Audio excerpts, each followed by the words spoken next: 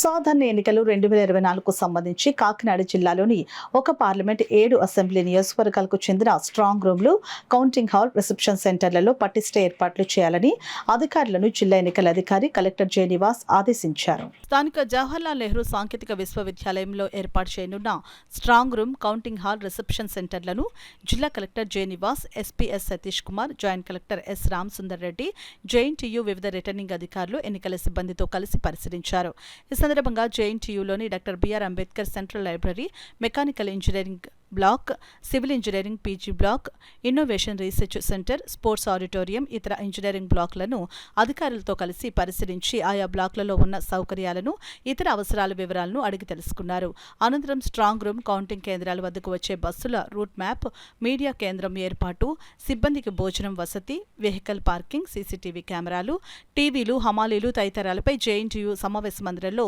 వివిధ నియోజకవర్గాల రిటర్నింగ్ అధికారులు, DWAMA, AP EPDCL,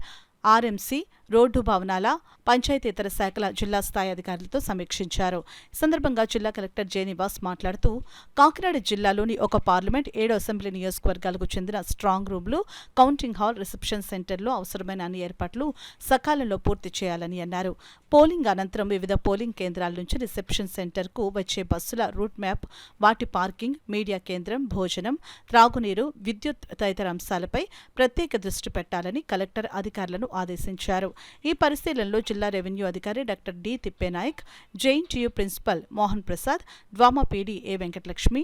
DRDA PD K Sriramani, DPO K Bharathi Soujanya, AP EPDCL EE G Prasad, 7 నియోజకవర్గాల రిటర్నింగ్ అధికారులు J Venkatrao, Itla Kishore, J Sitaramarao, Addanki Srinivasarao, M Srinivas, Ramalakshmi, Kakinada urban tahsildar PV, municipal అధికారులు తదితరులు పాల్గొన్నారు.